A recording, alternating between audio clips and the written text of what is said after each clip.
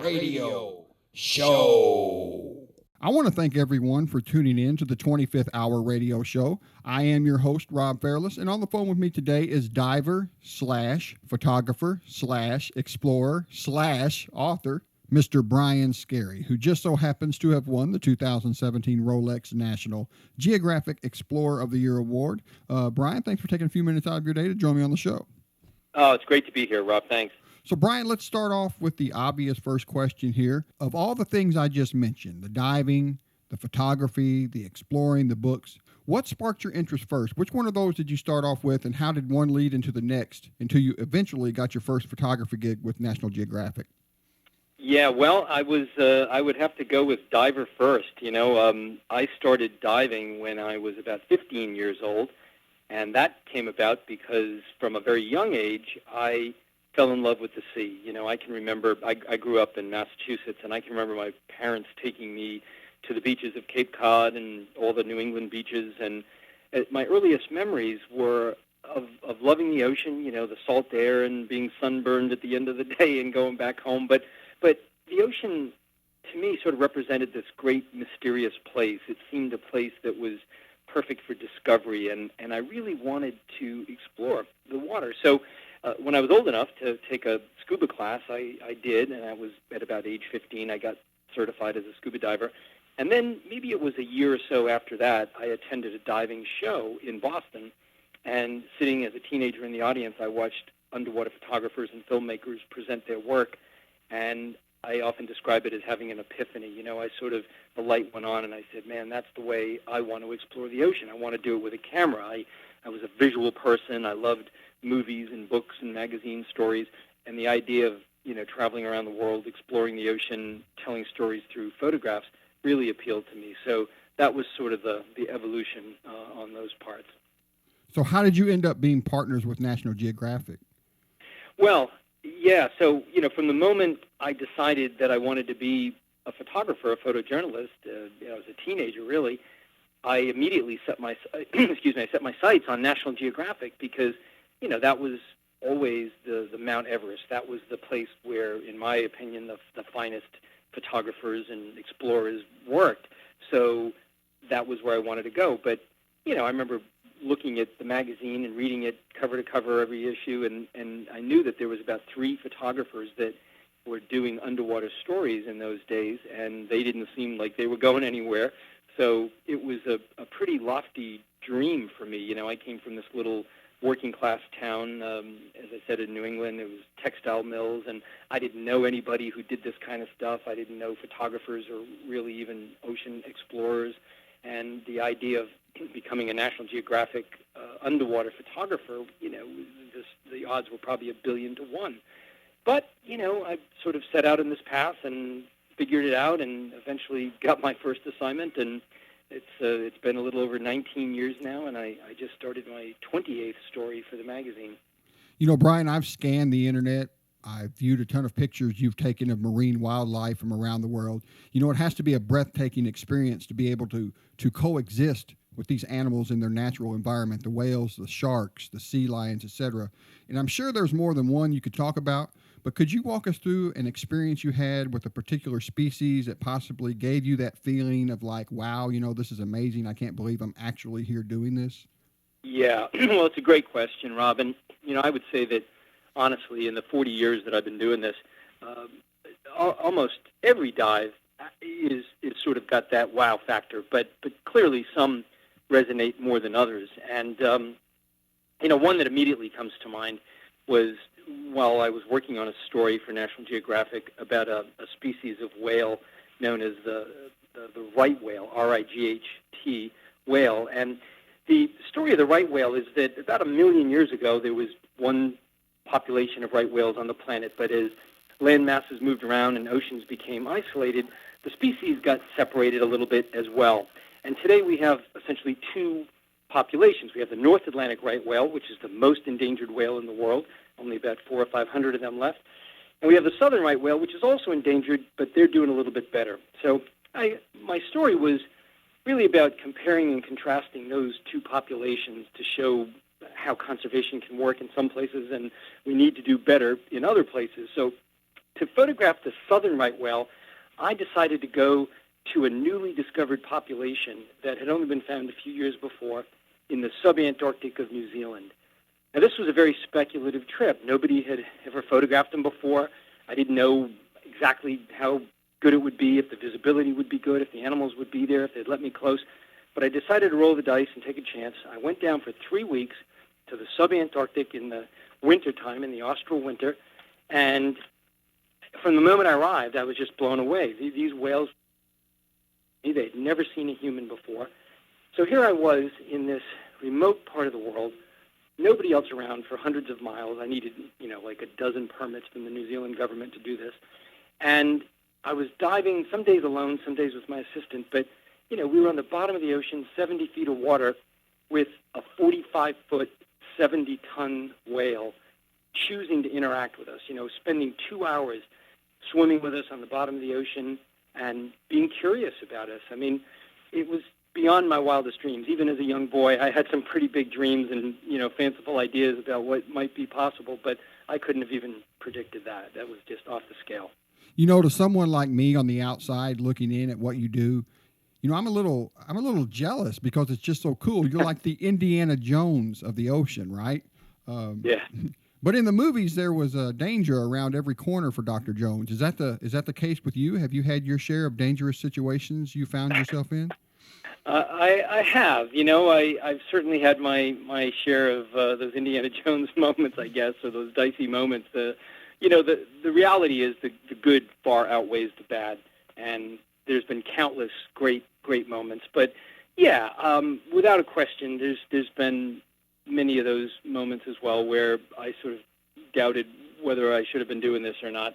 Most of the times, it's not because of wildlife. There have been times where I sort of got chased out of the water by sharks, or I once got chased by a sperm whale in the Azores for about 200 meters, opening and closing its mouth. Thought that was not going to be ending as a good day. But the most dicey moments have been, just circumstances that happened, and probably my own fault, or what I would call user error. I was doing a story on harp seals, these sort of Arctic seals, and I was diving under probably 25-foot thick ice, polar ice, and you have to go in through these cracks in the ice, and I had an assistant that his job was sort of to watch me and then keep an eye on our exit hole, but I sort of got away from him at one point, sort of chasing a seal to try, or not chasing, but trying to get closer to make a photograph. And when I looked around, I didn't see my buddy, and then I looked up and I saw the hole closed because with wind and tide, these ice packs are moving. So your heart picks up a few clicks, and you're trying to control your breathing because all you've got is the air on your back. And I ended up finding my buddy, and we navigated and found another way out. There was other times. I remember once off the coast of Ireland, I was doing a story on marine life of Ireland, and my assistant and I came up not too far from the dive boat, but the dive boat didn't see us because there was a big Atlantic swell. The sun was at our back, and the boat was running. The engines were running, so they didn't hear us yelling towards them. And there was a very swift current that swept us out to sea. And everything we did to try to get their attention wasn't working. We had these submersible marker buoys that stick up several feet from the ocean, but nobody saw it. And we ended up drifting, for like 2.5 hours out in the middle of the Atlantic, eventually getting picked up by a fishing boat. So there's been, those kinds of things. I used to do a lot of shipwreck diving. I've got a dozen dives on the Andrea Dover inside deep in the second-class dining room area trying to photograph a closet full of china that had been discovered by some friends of mine, and trying to make my way out. I got disoriented for a few moments and, again, could have easily ended badly, but was able to find my way out. So there's been those kinds of moments for sure, and those you learn from, no doubt, and you try to stack the deck in your favor a little bit more the next time you do something like that. So being that you have earned the title of explorer and you have traveled the world, do you still have a bucket list of places you haven't been to and animals you haven't yet photographed? Yeah, absolutely. There's no shortage of things that I still want to do and places I want to go. and I would temper that by saying, although there are many places that I would absolutely love to go on, say, my bucket list, I sort of pick my destinations based on a story. So I'm driven by the story, and if I can propose a story on a particular subject, whether it's an environmental theme or just a particular animal, because I think that's an important story to tell, I may go to places that aren't necessarily on the top of my list, but it's more important that I tell that story, and those are the places I need to go to do that. So there's sort of a little of both. There's still plenty of subjects that interest me, stories that I want to tell, and there are plenty of places that I'd love to place that I think about going are not necessarily even ocean places. I'd love to go to Nepal. I'd love to hike in the Himalayas. I'd love to do desert stuff. But, most of my focus, of course, all of my focus has really been in the ocean. So so far I've had the luxury to go to those other kinds of places. So let's talk a little bit about the award you just won, the National Geographic Explorer of the Year. That's pretty cool. How did you find out you were in the running for that title? Well, I have to say that I had no idea about any of it. I was with a friend down in the Bahamas back in, I think it was April, and I got a letter from the president and CEO of the National Geographic Society and, with his staff that sort of just notified me that I had been selected to win this award. And it blew me away. I mean, I've spent nearly 20 years working at National Geographic Magazine, and I know so many friends with many of these folks, but, there are some pretty heavy hitters in that crowd, and not even those that are associated with Geographic. I mean, to win an award like this, you don't have to have an association with National Geographic. I mean, you could be of any discipline out there in the world. So when I actually got the email, and I had to read it like 3 or 4 times. I didn't believe it was accurate. I thought maybe he was sending it to a bunch of people, or that it couldn't be just to me. But I read it and reread it, and then I said, no. I was with this friend of mine, and I said, David, no, I think this is real. I think this is what it's supposed to be. So I was just blown away. And honestly, it's been months, and then of course it was last week that I was actually given the award, and I don't think it's sunk in yet. It's a tremendous honor. I'm deeply, deeply grateful. But as I said in my acceptance remarks, as grateful as I am for this, I also am pretty realistic. And awards are great, but that moment fades. People probably won't remember this in the time ahead, and 50 years from now, the only people left maybe on the planet that would remember or even care a little bit would be my daughters. I have 2 young daughters, and what my hope for the future in the remarks is that they don't remember what happened that night or that I won this award, but that the planet that they're living on 50 years from now is a healthy one.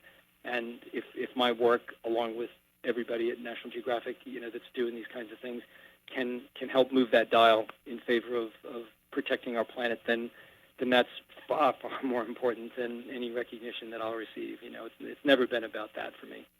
I was going through your social media, and I seen some photographs of you with Neil deGrasse Tyson and James Cameron. That had to be pretty interesting meeting those guys, or had you already known them? I had met Jim Cameron before, briefly, but this was a wonderful opportunity to reconnect with him. And I also was working with some of his team, other folks. A couple of weeks ago, I gave a speech at the United Nations General Assembly on World Oceans Day, which was a great privilege. It was a chance to speak to the full General Assembly about ocean conservation issues and things that I've seen in the 40 years that I've been exploring the ocean, the degradation, the problems I've seen occurring. And I presented a film that Jim Cameron produced and his team edited and put together, a brief little film, along with some of my own work that day. And so that was a wonderful opportunity to talk to Mr. Cameron. And, he's a passionate conservationist, cares deeply about the ocean and exploration and making things better.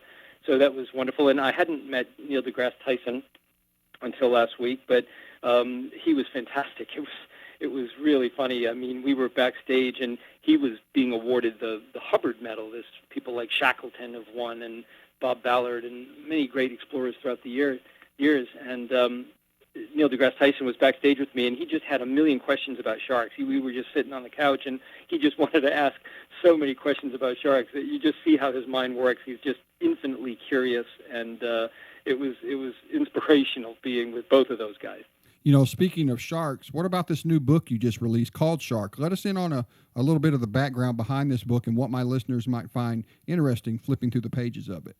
Yeah, thanks. I'd be happy to. Right, so this book just came out last week. It is called Shark, no plural, just Shark, and it's really a collection of my photographs, my favorite photographs of working with sharks over the years, and the stories of my personal experience, the experiences I've had with sharks, many different species, over about 35 years. I saw my first shark in the wild in 1982. I was 20 years old, and I think back then about what it was like. I was invited by a marine biologist to go on a shark cage trip in New England, and I'd never seen a shark in the wild. And I'm sure that a big part of what inspired me to do that back in those days was, a 20-year-old guy just wanted to be near a big predator. It was going to give me street cred with my dive buddies that I could say I was with a shark. But it really had a profound effect on me in the sense that I saw this animal. We only saw one shark that day. It was a blue shark. It came late in the day. But I remember that it was so beautiful, so elegant, dispelled instantly all these myths about monsters and jaws and teeth and, villains. And it wasn't like that at all. It was a beautiful animal, been sculpted by nature so exquisitely. As a photographer, I became fascinated. I became hypnotized by these animals and wanted more time with them. They represented a perfect blend of grace and power, which is an intoxicating sort of thing for a photographer. So I spent years trying to get these photos, which now are in this book. But there's also been an evolution in my work with sharks in the sense that over time I came to see them as a fragile species as well. Even though they're some of the biggest, baddest guys in the ocean, as apex predators, life can be difficult, especially as the ocean is changing with climate and prey is becoming scarce, overfishing. And right now on planet Earth, every single year, humans are killing in excess of 100 million sharks every year, which is not sustainable. And when you think about the role that predators play to the health of ecosystems, we realize we can't keep doing that and expect the ocean to be healthy. And one last point is that every other breath that human beings take comes from the sea. More than 50% of the oxygen that you and I are breathing right now is generated by the ocean. So, you begin to connect the dots. You say we can't be, destroyed and expect the oceans to be healthy, which means we won't be healthy. So those are some of the messages in the book, but it's more about celebrating these animals and trying to see them in a different light, trying to show them as something magnificent as opposed to something that we should just fear. Now, it's interesting you say that because I was going to ask you, in the grand scheme of things, do you think the shark gets a bad rap? I mean, like to me, a shark is a shark, a snake is a snake. It doesn't matter, what kind it is. I'm so glad you said that because this has been part of my sort of elevator pitch to people in recent times is that I do believe, just as you said, that most folks think a shark is a shark is a shark. And the reality is that there's probably about 500 species of sharks in the world, that we only hear about a handful of them when there's a concern for public safety, and that they still have this sort of connotation in most people's minds of being a shadowy, one-dimensional, monster that's just waiting, lurking beneath the water until you put your toe in the ocean and then they're going to bite you. And that's not true at all. The reality is that in the 35 years that I've been diving with sharks, I've seen them as amazing animals. They've evolved to have incredible biologies and morphologies. I mean, they've evolved senses that can detect the heartbeat of their prey. So if they're hunting in murky water, they don't have to see it. They can actually sense the electrical impulses. They have mechanical receptors. Their skin is made up of tiny teeth called dermal denticles, which help them swim efficiently through the water. In fact, Olympic swimmers now are making bathing suits out of this stuff, to swimsuits, so that they can biomimicry sharks. They can do better. They have so many amazing properties, and I think that if people begin to see them in that way, maybe we'll respect them the way that we do grizzly bears or wolves or lions, other terrestrial predators will begin to at least not want to kill them. I don't hold any illusions that people might ever feel the same way about a fish as they do a furry mammal in the forest. But I do think that if we can start to see them as something really cool, that maybe there'll be a will to say, you know what, let's just leave them alone, because they're doing good things in the ocean, and it matters to us. So have you gotten any feedback on the book from followers and friends on social media, or is the book still too new to have gotten that type of feedback? Yeah, no, I actually have gotten a lot of feedback. I've gotten a lot of emails through my website and people on, Instagram and so forth commenting that they have received the book in the last few days and that they're reading it and loving it, and, all positive stuff so far. Hope that continues. But the other good news is that I heard from the publisher that just a few days after it was released, I think it was released officially last Tuesday, but within a few days it already went back for a second printing. So that's a really great sign. It means that people are interested. And again, it's not me, it's the subject. I think people are fascinated with sharks and they want to learn a little bit more, and this is a chance to sort of follow my journey with them and my personal experiences, and maybe that's helpful to folks that want to know more. Now, this might be a weird question for you, someone in your position, but do you have any hobbies or activities that you participate in outside of the work you do on a regular basis? Growing up, I loved all kinds of things. I mean, I used to play sports. I played football and I played tennis, and I love all kinds of outdoor activities of all kinds. But quite honestly, I don't have much time to do anything else, and much to the disappointment, I think, of my family. But I was talking to somebody the other day, and they asked a similar question. They said, "Where do you like vacation?" And it occurred to me that I haven't had a vacation since 1993. My wife and I went hiking in the Grand Canyon back in '93 before we had kids, and we haven't had a proper vacation since. I mean, occasionally they will join me in a location when I'm on assignment at the end of a trip or something, but it's always connected to my work. I haven't just sort of gotten away and done anything, and I really should do that. I travel probably 8 or 10 months every year for National Geographic, and have been doing that for over 19 years. So it's time for a vacation for sure. But on the other hand, I have to say I really do love what I do.